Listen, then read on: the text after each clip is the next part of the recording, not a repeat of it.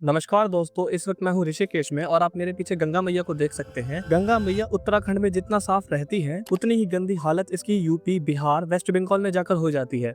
अगर यही नदी किसी यूरोपियन कंट्री या फिर यूएस कंट्रीज के पास होती तो वो इस नदी को इतना साफ रखने की कोशिश करते जितना उनसे हो सकता था।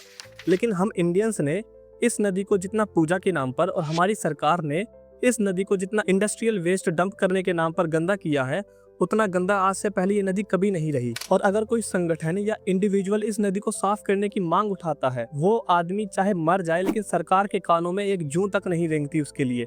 इसका जीता जागता एक एग्जाम्पल हमारे जीडी अग्रवाल जी हैं, जिन्होंने 2018 में 111 दिनों का अनशन किया था इस नदी को साफ करने के लिए। सरकार से आवाज उठाई थी, लेकिन सरकार के कानों में जूं नहीं रेंगी थी कि वो एक बार हमारे जीडी अग्रवाल जी की मांगे सुन सके। और मेरा एक ही सवाल है सरकार से कि आखिरकार नमामि गंगे जैसे प्रोजेक्ट जो सरकार शुरू तो करती है, जिसका बजट 17,000 करोड़ रुपए था, उसे शुरू तो किया जाता है, लेकिन गंगा कभी साफ नहीं होती। ऐसा क्यों? इसका सीधा सीधा एग्जांपल आप ये देख सकते हो, क्योंकि सबसे ज्यादा इंडस्ट्रियल वेस्ट यूपी से ही डाला जाता है गंगा में। और जैसा सब जानते हैं कि आगे जाके तो ये नदी गंदी होती ही है, लेकिन ऋषिकेश या फिर हरिद्वार में भी इस नदी की उतनी अच्छी हालत है नहीं आज के समय में जितनी पहले थी। लास्ट में जाते जाते एक ही बात कहूंगा कि हे गंगा मैया, हमें क्षमा करना। हम आपको माँ तो कहते हैं, लेकिन जो एक बेटे का कर्तव्य होता है अपनी माँ के प्रति, वो नहीं निभाते हैं।